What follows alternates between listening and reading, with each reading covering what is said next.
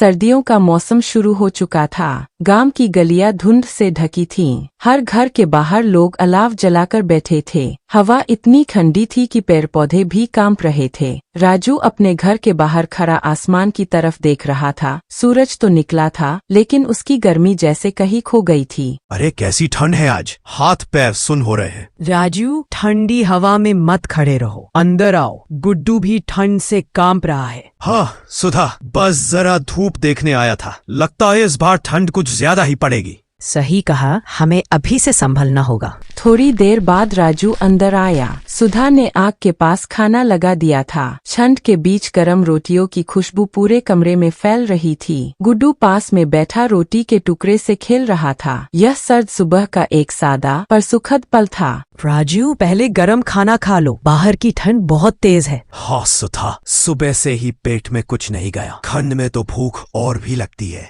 पापा, रोटी बहुत गर्म है। थोड़ी ठंडी हो जाएगी तो खा लेना बेटा। अरे गुड्डू तो बड़ा होशियार हो गया है, अब तो हमें भी समझाने लगा। हाँ, बस अब ठंड से इसे बचा के रखना है। इस बार तो मौसम कुछ ज्यादा ही सख्त लग रहा है। सही कह रही हो, सबको तैयारी करनी चाहिए। खाना खाने के बाद राजू अपनी कुदाल कंधे पर रखकर खेत की ओर निकल पड़ा। सुबह की ठंडी हवा उसके चेहरे को छू रही थी और चारों ओर धुंध फैली थी। गांव की गलियों से होकर जब राजू अपने खेत की तरफ जा रहा था, तभी रास्ते में उसके दो पुराने दोस्त रामू और किशन मिल गए। तीनों ने एक दूसरे को नमस्ते कहा और ठंडी सुबह में बातें करने लगे। अरे राजू भाई, आज तो खेत जाने में देर हो गई, क्या बात है? हाँ भाई, सुधा ने आज मेरी पसंद का खाना बनाया था, वही खाते खाते थोड़ी देर हो गई। लगता है भाभी ने फिर से गोभी की सब्जी बनाई होगी। बिल्कुल, उसकी खुशबू से ही भूख और बढ़ गई थी। भाई, ठंड इस बार कुछ ज्यादा ही पड़ने वाली है। सुबह तो हाथ भी जम रहे हैं। हाँ, हवा में तो आज से ही बर्फ जैसी सहरन है, लेकिन हम गांव वाले हैं, ठंड से डरने वाले नहीं। सही कहा, पर पिछले साल की ठंड याद है ना? तब तो कई लोग बीमार पड़ गए थे। इस बार कुछ तैयारी करनी पड़ेगी। तुम दोनों सही कह रहे हो, इस बार हमें पहले से सावधानी रखनी होगी। चलो फिर खेत पर मिलते हैं। ठंड हो या धूप, काम तो रुकता नहीं। हाँ भाई, ठीक कहा, मैं भी चलता हूँ। धीरे धीरे दिन चढ़ने लगा था। ठंडी हवा अब और भी तेज चलने लगी थी। राजू खेत में कुदाल चलाता जा रहा था, मगर ठंड से उसके हाथ सुन्न पड़ने लगे थे। हर सांस के साथ उसकी भाप हवा में घुल रही थी। सूरज ढलने लगा तो राजू ने कुदाल कंधे पर रखी और घर की ओर चल पड़ा। थोड़ी देर बाद वह घर पहुंचा, जहां सुधा आग के पास बैठी सब्जी काट रही थी। राजू ने अंदर कदम रखा तो सुधा ने मुस्कुराकर उसकी ओर देखा। अरे, आज तो बहुत देर कर दी। खेत में कुछ ज्यादा काम था क्या? हाँ सुधा, आज खेत में मिट्टी बहुत सख्त हो गई थी। ठंड की वजह से हाथ भी जकड़ गए थे। मौसम आज सच में बहुत ठंडा होता जा रहा है। लगता है इस बार ठंड पिछले साल से भी ज्यादा बढ़ेगी। सही कहती हो, खेत में आज पूरा दिन धूप नहीं निकली, बदन तक जम गया। तो अब रात में जल्दी खाना खाकर सो जाना, वरना सुबह और मुश्किल होगी। तुम्हारे हाथ का गरम खाना ही सबसे बड़ा आराम है सुधा। माँ, मेरे लिए भी गरम रोटी रख देना। हाँ बेटा, तेरे लिए भी रखी है। घर में आग की गर्मी से कुछ राहत थी, लेकिन बाहर ठंडी हवा अब और तेज चल रही थी। राजू के मन में ठंड की चिंता तो थी, पर परिवार के साथ बिताए इन सुकून भरे पलों ने उसकी थकान मिटा दी थी। दिन पर दिन ठंड बढ़ती जा रही थी। सुबह खेतों में ओस की परतें जम जाती और शाम ढलते ही गलियां सुनसान हो जाती थीं। गांव के लोग अब अपने घरों में दुबकने लगे थे। राजू भी खेत से लौटकर सीधे आग के पास बैठ जाता था। उस रात सुधा ने चूल्हे पर दाल रखी थी और दोनों आग की गर्मी में बैठे बात कर रहे थे। राजू, ठंड तो इस बार कुछ ज्यादा ही पड़ रही है। बाहर हवा चलती है तो लगता है जैसे शरीर को चुभ रही हो। सुधा, आज खेत में खड़ा रहना भी मुश्किल था। हाथ पांव तो सुन पड़ गए थे। लगता है अब सर्दी और बढ़ेगी। हमारे पास तो बस यही एक पतला कंबल है। गुड्डू को रात में ठंड लग जाती है, क्या करें? कल मैं गांव के चौपाल जाऊंगा, देखता हूँ बाकी लोग क्या सोच रहे हैं। शायद सब मिलकर कोई उपाय निकाल सके। हाँ, यह ठीक रहेगा। अकेले तो कुछ करना मुश्किल है। गांव में बहुत से बूढ़े लोग भी हैं। अगर ठंड और बढ़ी तो परेशानी होगी। सही कहा तुमने, अब वक्त आ गया है फिर सब लोग मिलकर कुछ करें, वरना हालात बिगड़ सकते हैं। बाहर ठंडी हवा सीटी की तरह गूंज रही थी। घर के भीतर आग की रोशनी में राजू और सुधा के चेहरों पर चिंता झलक रही थी, पर उनके मन में कहीं न कहीं उम्मीद की एक छोटी सी लौ अब भी जल रही थी। अगली सुबह राजू मोटी शॉल ओढ़े चौपाल की ओर चला। धुंध से रास्ता झका था और हर तरफ ठंड का सन्नाटा फैला हुआ था। चौपाल पर कुछ गांव वाले आग के चारों ओर बैठे अपने हाथ सेंक रहे थे। राजू ने सबको नमस्ते कहा और उनके बीच जाकर बैठ गया। अरे भाइयों, ठंड तो बहुत बढ़ती जा रही है, कुछ तो करना पड़ेगा ताकि सबको राहत मिले। अरे राजू, तू हमेशा बड़ी बड़ी बातें करता है। पहले अपने घर की चिंता कर, क्या हो कि नहीं।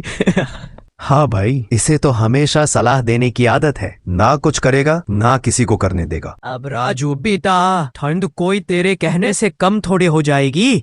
गांव में सब अपने अपने हाल पर है। नहीं काका, मैं तो बस इतना कह रहा हूँ कि अगर हम सब मिल जाएं तो कुछ मदद कर सकते हैं। गरीबों के लिए आग का इंतजाम। बस बस, अब भाषण मत दे। कंबल बांटने चला गया, पहले अपने घर में लकड़ी जला ले। ठीक है, मैंने तो बस एक बात कही थी, आप लोग जैसा ठीक समझे। राजू उठकर धीरे धीरे चौपाल से चला गया। उसके चेहरे पर गुस्सा नहीं, बस निराशा थी। बाहर ठंडी हवा उसके कपड़ों से पकड़ा रही थी, लेकिन शायद उस वक्त उसके दिल के अंदर की ठंड और ज्यादा थी। चौपाल से लौटते हुए राजू का मन भारी था। धुंध में लिपटा गांव, ठंडी हवा और सूनी गलियां, सब जैसे उसकी चुप्पी का हिस्सा बन गए थे। वह धीरे धीरे घर पहुंचा और दरवाजे के पास बैठ गया। सुधा ने उसके चेहरे को देखा और बिना कुछ पूछे सब समझ गई। क्या हुआ राजू, ऐसे क्यों चुप हो गए हो? कुछ गड़बड़ हुई क्या? कुछ नहीं सुधा, बस चौपाल पर गया था। सोचा था सब मिलकर कुछ करेंगे, पर वहाँ सब ने मेरा मजाक उड़ा दिया। मजाक? किस बात का? मैंने कहा कि सब मिलकर आग जलाने की जगह बनाए ताकि कोई गरीब ठंड से न मरे, लेकिन सब हंसने लगे। बोले पहले अपने घर की सोच। लोग समझते ही नहीं कि मिलकर ही तो मुश्किल वक्त काटा जाता है। लोग क्या कहते हैं उसकी परवाह मत करो राजू। तुमने जो सोचा वो सही था। कभी कभी लोग पहले हंसते हैं, फिर वही लोग साथ भी आते हैं। शायद तुम सही कह रही हो, पर अब किसी से उम्मीद नहीं है। मैं अकेला ही जो कर सकूंगा करूंगा। बस यही हिम्मत चाहिए। तुम एक बार शुरू करो, बाकी लोग खुद जुड़ जाएंगे। ठंड कितनी भी बड़ी क्यों न हो, इंसानियत की गर्मी जरूर जीतती है। सुधा के शब्दों में अजीब सी ताकत थी। राजू ने उसकी ओर देखा, फिर धीरे से सिर हिलाया। बाहर की ठंडी हवा अब भी चल रही थी, पर राजू के मन में अब एक नई गर्मी जन्म ले रही थी, कुछ करने की, किसी का सहारा बनने की। अगली सुबह राजू जल्दी उठ गया। ठंडी हवा अभी भी तेज थी, पर उसने मन बना लिया था कि अब सिर्फ अपने लिए तैयारी करेगा। वह जंगल और आसपास के खेतों में गया, जहां उसने सूखी लकड़ियां, फल और खाने पीने की कुछ ऐसी चीजें जमा की जो लंबे समय तक टिक सकती थीं। राजू की नजर सिर्फ अपने काम पर थी और उसका मन शांत था। ठीक है, पहले लकड़ियां इकट्ठा करता हूँ, फिर कुछ फल और खाने की चीजें भी जमा करूंगा। जो टिके वही रखूंगा।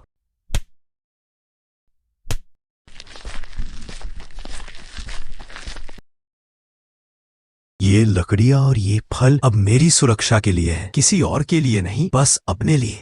दिन ढल चुका था। राजू घर लौटा और जमा की हुई लकड़ियां, फल और टिकाऊ खाने पीने की चीजें एक जगह सजाकर बैठ गया। वह बैठकर सोचने लगा कि आने वाले दिनों में उसे इन संसाधनों का कैसे इस्तेमाल करना चाहिए, ताकि खुद सुरक्षित रह सके और किसी भी मुश्किल समय में परेशानी न हो। ठीक है, अब ये सब मेरे पास है। लकड़ियां गर्मी देंगी, फल और खाने की चीजें पेट भरेंगी। बस अब मुझे धैर्य रखना होगा और सही समय का इंतजार करना होगा। राजू की आंखों में हल्की चमक थी। वह जानता था कि मुश्किल समय आने वाला है, पर उसने खुद को तैयार कर लिया था। अब बस समय आने की देर थी और राजू अपने धैर्य के साथ हर चुनौती का सामना करने को तैयार था। अगली सुबह सूरज उगते ही पता चला कि ठंड और तेज हो गई थी। ओस जम गई थी। हवा की ठंड इतनी कि सांस लेना भी मुश्किल लग रहा था। राजू अपने घर के अंदर बैठा था, जमा की हुई लकड़ियां और खाने की चीजें पास रखकर। हर बार ठंडी हवा के झोंके आने पर वह ध्यान से लकड़ियों और राशन की सुरक्षा पर नजर डालता। ठीक है, लकड़ियां और खाने की चीजें सुरक्षित हैं। अब सिर्फ धैर्य रखना है, समय आने तक इंतजार करना है। अगर ठंड और बढ़ी तो भी मैं तैयार हूँ। कम से कम मेरे पास सब कुछ है और किसी की जरूरत आने पर मदद कर सकता हूँ। यह दिन मेरा इंतजार कर रहा था। मेरे पास जो तैयारी है वही मेरी ताकत है। अगली सुबह हल्की बारिश हुई। दिन भर बारिश होती रही और कीचड़ से रास्ते बंद हो गए। गांव वाले अपने अपने घरों में फंसे हुए थे। जो लकड़ियाँ और खाने की चीजें उनके पास थीं, वे सब गीली होकर खराब हो गई थीं। जंगल के सूखे पेड़ भी अब भीग चुके थे और अब किसी के पास आग जलाने या खाने के लिए कुछ नहीं बचा। राजू, अब हमें कुछ करना होगा। सबके पास कुछ भी नहीं बचा है। हाँ सुधा, मैं सोच रहा था कि सबकी मदद करूं, पर अब सब कुछ गीला हो गया। जंगल भी कीचड़ में डूबा है। हम गांव वालों की मदद करेंगे, लेकिन थोड़ा फायदा भी ले लेंगे। जैसे लकड़ियां 10 रुपए किलो है तो हम उन्हें 5 रुपए किलो में देंगे, और फल 20 रुपए किलो हैं तो हम उन्हें 10 रुपए किलो में देंगे। इससे गांव वाले राहत पाएंगे और हमें भी थोड़ी मदद मिलेगी। यह सही रहेगा। गांव वालों की मदद भी होगी और हमें भी कुछ फायदा। अब से हम यही तरीका अपनाएंगे। राजू और सुधा ने मिलकर अपने संसाधनों की योजना बनाई। बारिश और कीचड़ के बावजूद उन्होंने ठान लिया कि गांव वालों की मदद करेंगे, साथ ही अपने प्रयास का भी थोड़ा लाभ लेंगे। इस तरह कठिन परिस्थितियों में भी उनका धैर्य और समझदारी दिखाई दी। देखो राजू, थोड़ी सावधानी से देना। लकड़ियां 5 रुपए किलो और फल 10 रुपए किलो के हिसाब से। ठीक है सुधा, सबको थोड़ी राहत मिल जाएगी और हमें भी मेहनत का फल। अरे राजू, तुम सच में मदद कर रहे हो, और इतनी मुश्किल में भी। हमने सोचा था कि ये सब हाँकना सिर्फ खुद के लिए होगा। हाँ बेटा, हम अपनी छोटी सोच के कारण तुम्हारा मजाक उड़ाते थे। अब हमें अपनी गलती का एहसास हो रहा है। सच में राजू, तुम्हारा धैर्य और समझदारी ही हमें बचा रही है। हमसे गलती हुई, अब हमें सीख मिल गई। राजू और सुधा के प्रयास से गांव में उम्मीद की किरण फैल गई। लोगों ने महसूस किया कि अपने अहंकार और छोटी सोच की वजह से वे मुश्किल में पड़ गए थे। अब उन्होंने समझ लिया कि मिलकर काम करना ही सही रास्ता है। राजू की समझदारी और धैर्य ने न सिर्फ उनकी खुद की मदद की, बल्कि पूरे गांव को सुरक्षित रखा। राजू, अब हमें अपनी गलती का एहसास हो गया। तुम्हारे धैर्य और मेहनत के कारण हम सब सुरक्षित हैं। हम सच में तुम्हारे आभारी हैं। हाँ बेटा, हमने पहले गलत सोचा। अब हम समझ गए कि मिलकर काम करना ही सबसे बड़ा बल है। देखो राजू, तुम्हारी मेहनत और समझदारी ने सबको बचा लिया। हमारा भी थोड़ा फायदा हुआ और गांव वालों की मदद भी। हमें बस यही करना चाहिए था, समझदारी से काम करना, सबकी मदद करना और धैर्य रखना। अब सब सुरक्षित है और यही सबसे बड़ी खुशी है। गांव वालों ने राजू का सम्मान किया। जो लोग पहले उसका मजाक उड़ाते थे, अब वही लोग उसकी तारीफ कर रहे थे। राजू और सुधा ने दिखा दिया कि धैर्य, समझदारी और थोड़ी सूझबूझ कठिन समय में भी रास्ता निकाल सकती है। गांव में अब उम्मीद और गर्मी दोनों लौट आए थे और राजू के मन में संतोष और खुशी की लहर दौड़ गई।